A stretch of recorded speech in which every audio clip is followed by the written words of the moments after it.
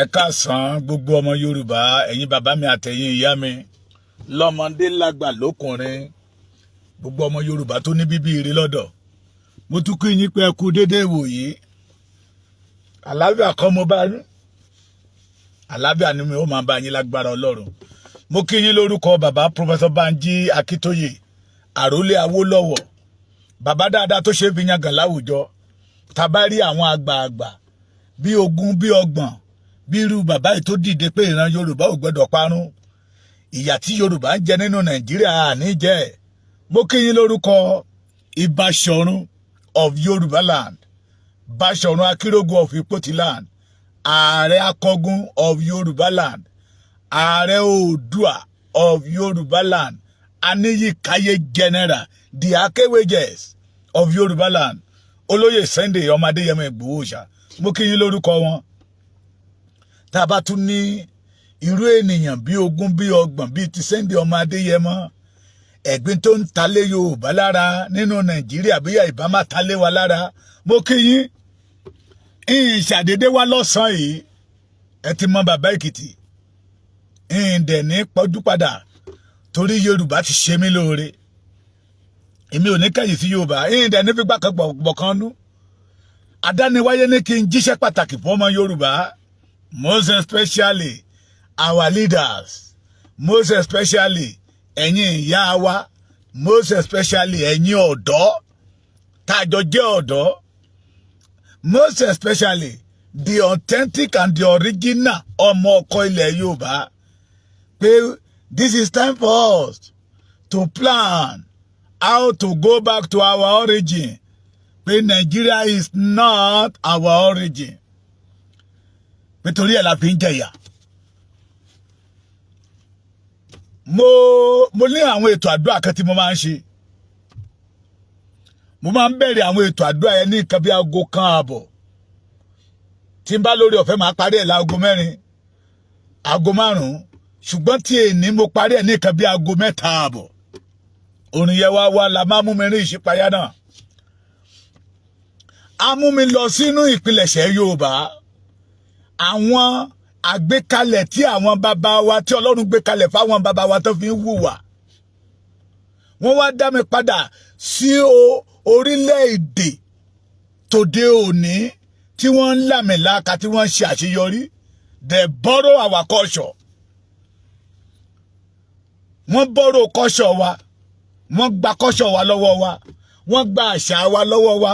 Ohun tí à ń ṣe tá a fi ń wu Ọlọ́run. Ohun tí à ń ṣe tí bẹ́ẹ̀ ni wíwá fi ń jẹ́ bẹ́ẹ̀ ni.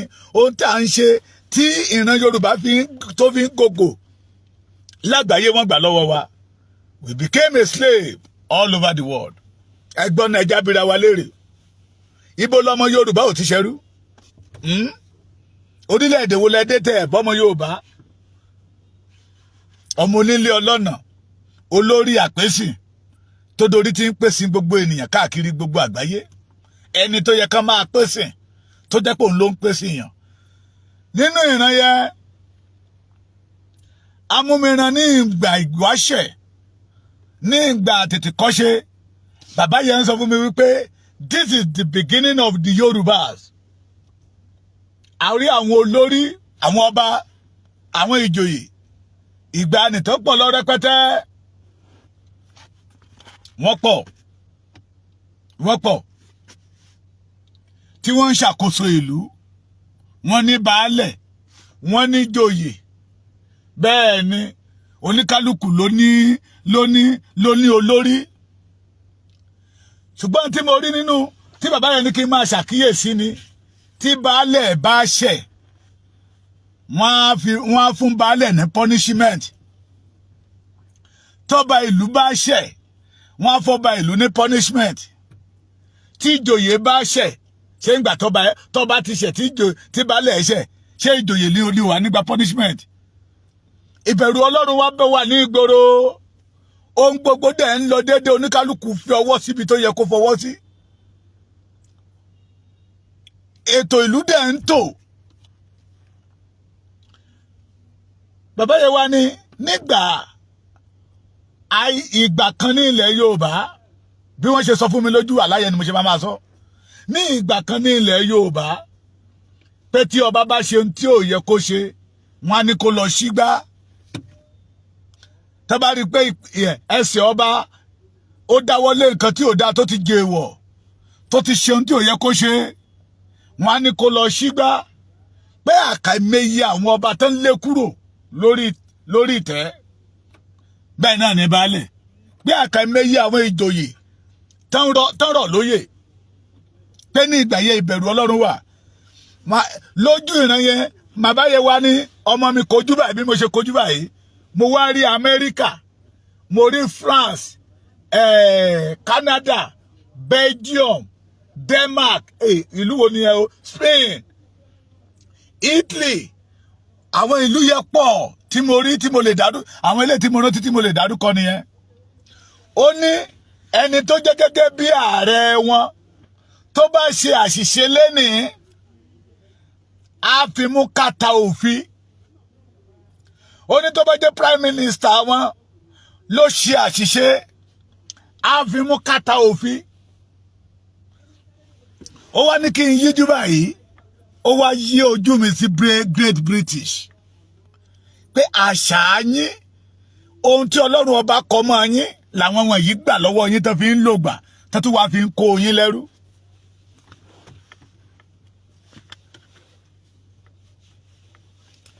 Ẹ gbọ́ mi dáadáa. Ó ní yí ojú bí mo ṣe tún yí ojú mo wá rí tọkọ Great British.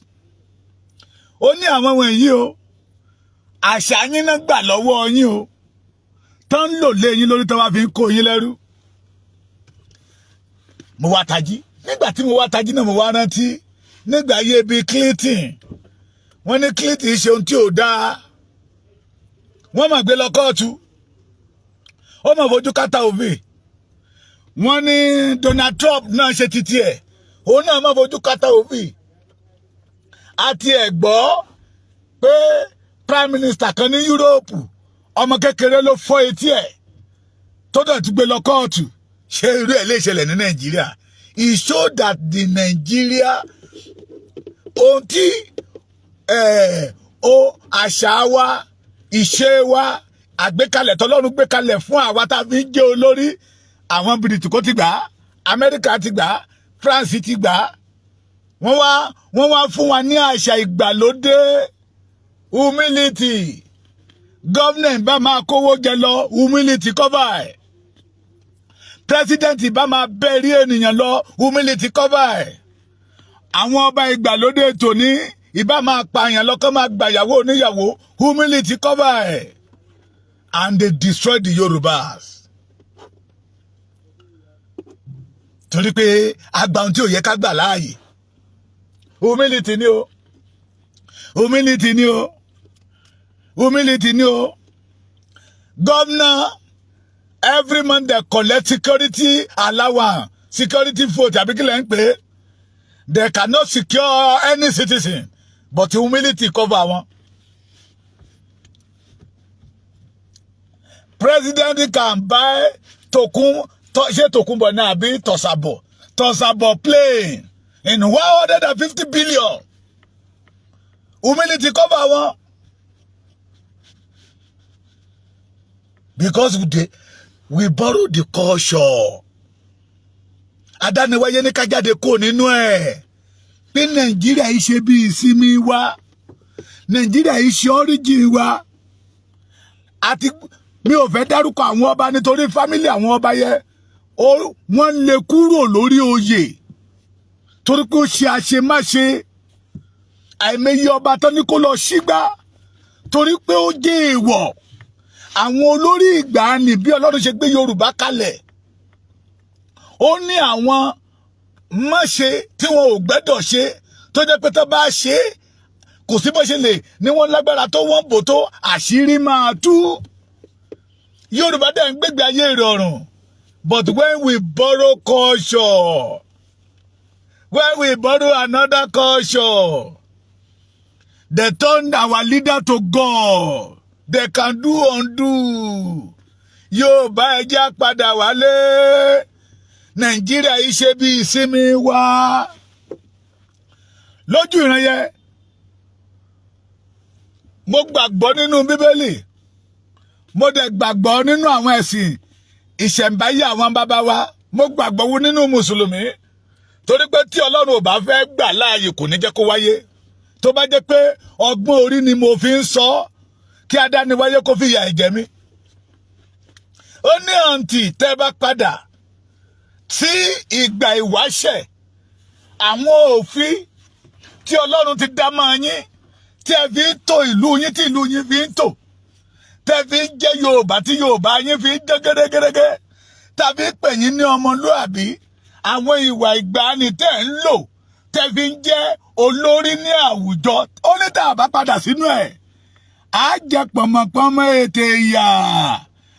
Mo ní bàbá ẹjọ́ torí Ọlọ́run, inú ìyà náà la wà lára iná àti ìjẹ ìyà, ó ní àti ìjẹ nǹkankan. Ṣé a fẹ́ jogún ìyàdá àwọn ọmọ wa ni? You see governor today, governor can do anything. Governor lè fọba jẹ, governor lè yọba lóyè. Àbí bẹ́ẹ̀ kọ́? Senator lè kówó jẹ, senator lè gbégbé ayé tó wù ú.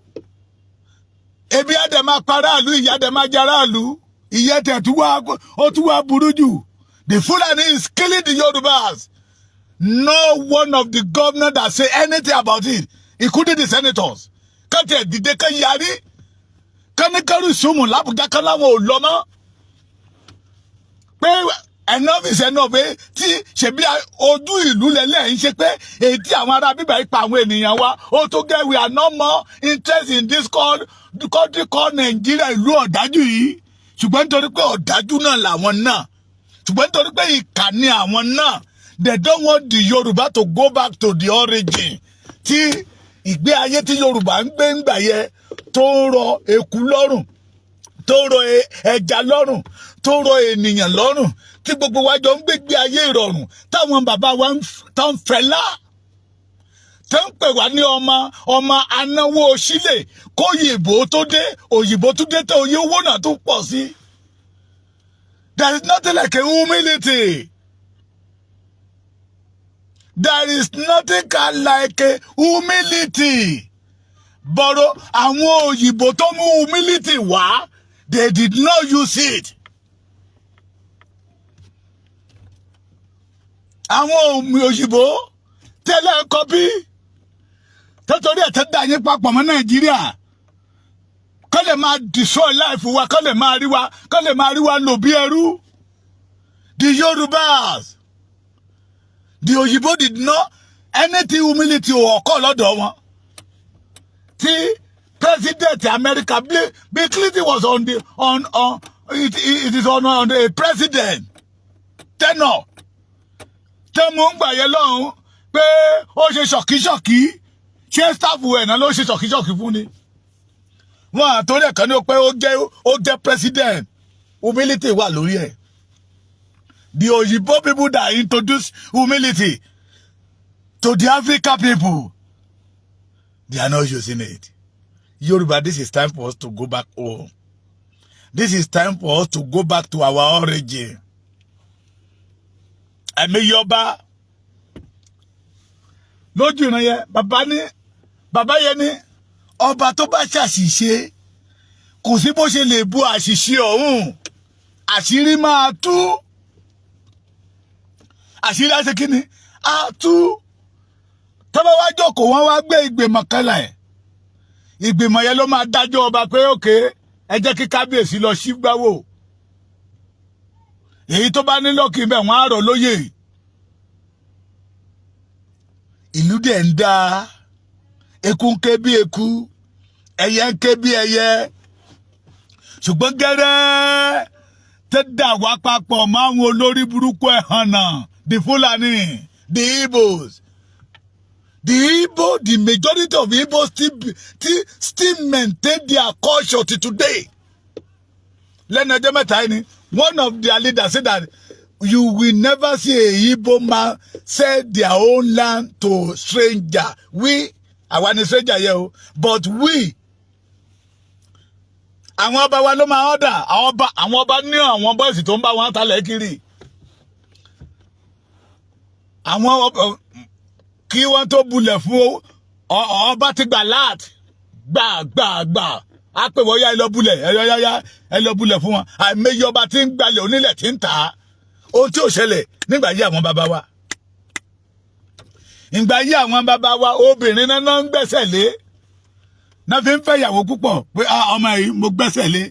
wọ́n gbẹ́sẹ̀ lé property oní property. wọ́n believe wípé it's part of their culture. But today, Igbo will never sell their land to the Yoruba land, to the Yoruba people. But àwọn ọba wa ti talẹ̀ wa tán. Ọba ara ọmọ tó bá nílẹ̀ gan wa ní jẹ́ ìtètè ta kí kábíyèsí tó wá ta ilẹ̀. We borrow another person's culture. We borrow another person's culture. Suddenly, when we open our eyes, we see ourselves in a slave yard.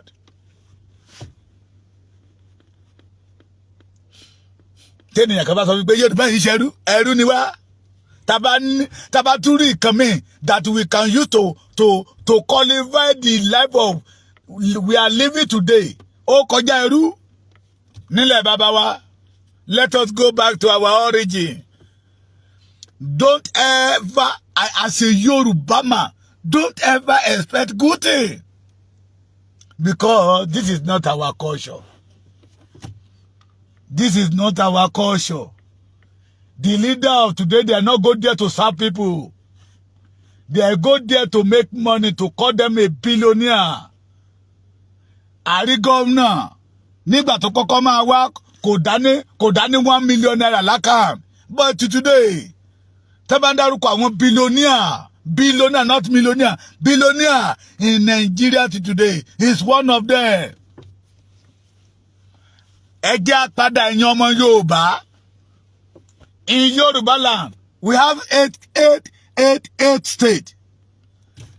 So that we have 8 governors. Each state have 3 senators. Èló ló máa jẹ́? Ẹ̀ṣirò àwọn rep yẹn mọ́. Their population títí wájú títí wọn lọ.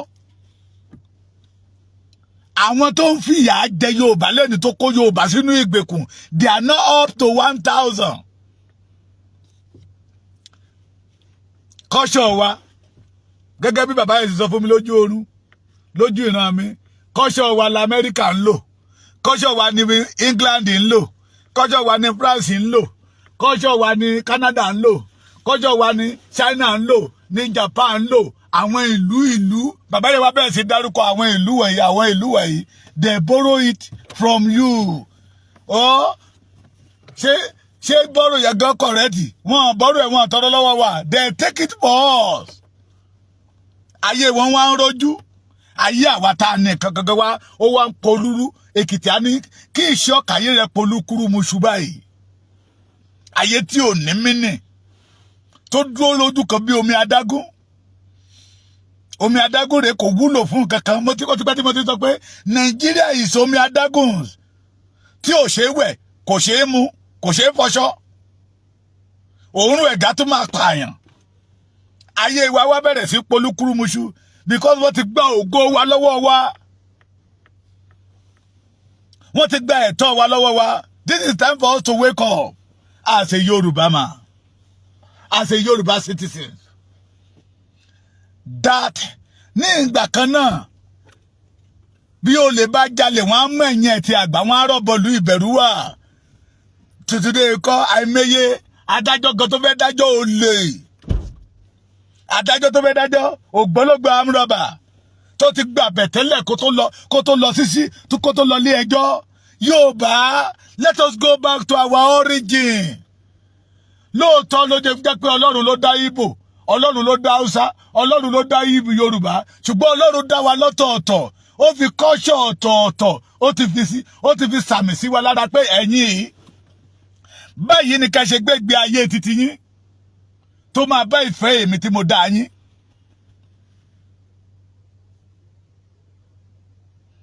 Ẹ̀yin yìí o, Yorùbá la máa pè yín, ọmọlúàbí la máa pè yín, ọmọ kóòtù òjíire la máa pè yín. Báyìí ni ká ṣe gbégbé ayé ti yín.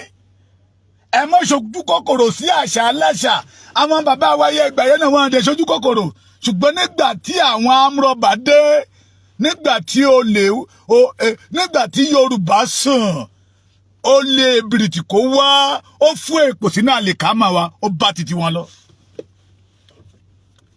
ṣèbí Yorùbá ní pé tí ogun bá jàyàn tẹ́nìyàn ò bá mọ̀ pé ogun jàyàn ló wà nínú ìkọjú.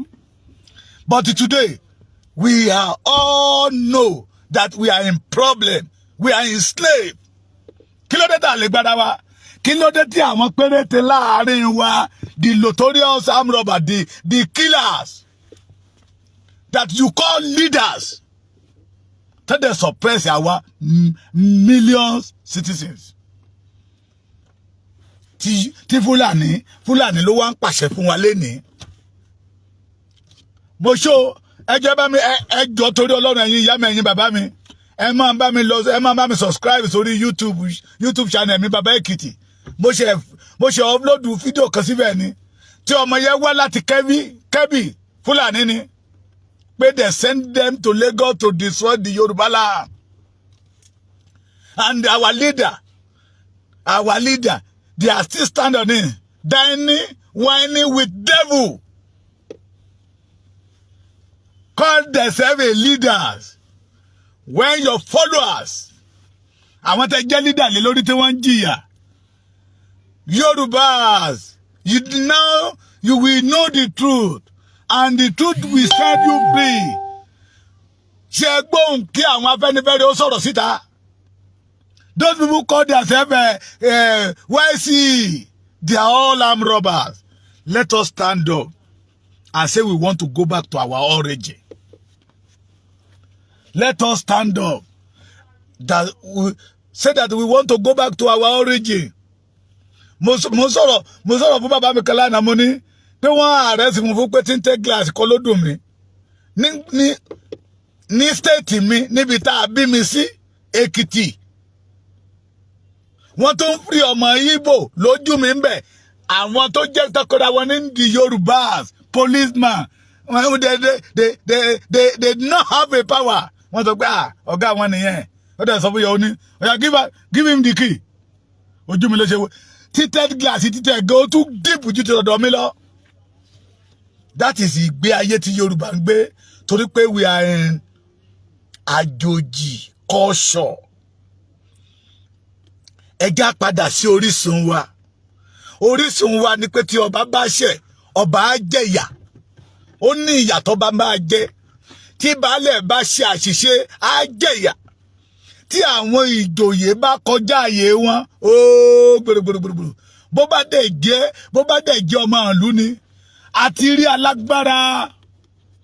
alágbára ìlú tó tẹsẹ̀ àgèrè tó jìyà tó gbé lọ táwọn aráàlú péjọ níwájú ilé ọba tó péjọ tí ọba sọ wípé lágbájá ọmọ lágbájá ooru rẹ̀ mú mi ní ìlú yìí àwọn ìlú ní pé ooru ẹ̀ mú àwọn kò fìlú lẹ̀ fún wọn. In the old days àwa náà ìdè adébá pálásì ọba rèé kóòtù ọba máa wà lẹ́gbẹ̀ẹ́ ọba ló ń ṣe ìdájọ́ tó dẹ̀ múyán dóko tó jẹ́jẹ́. We are not suffering. We are not in problem. This is time for us to say no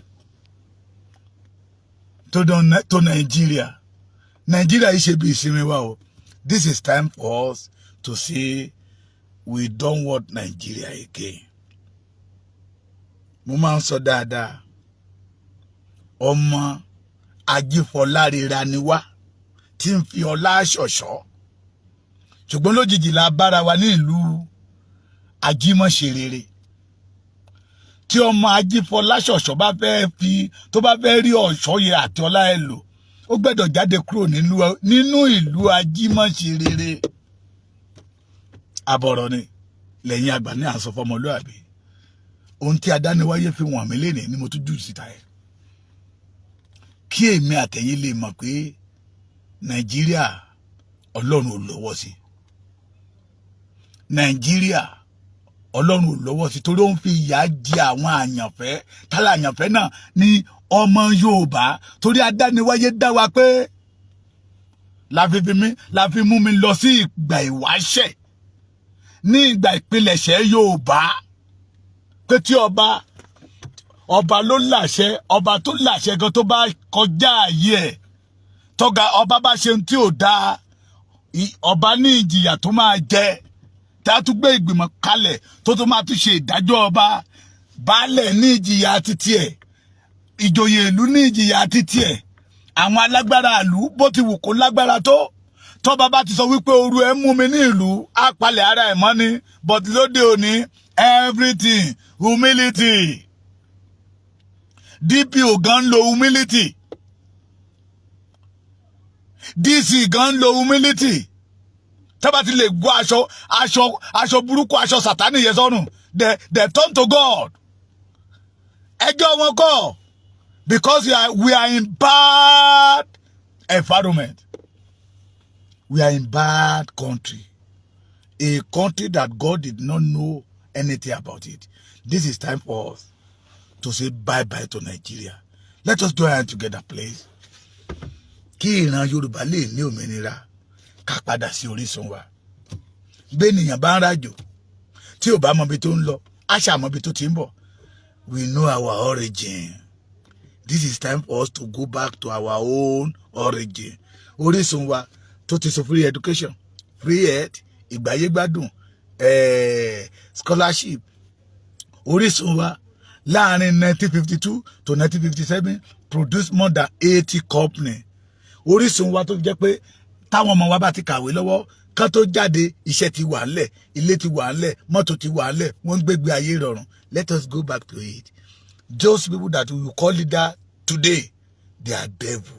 God bless you.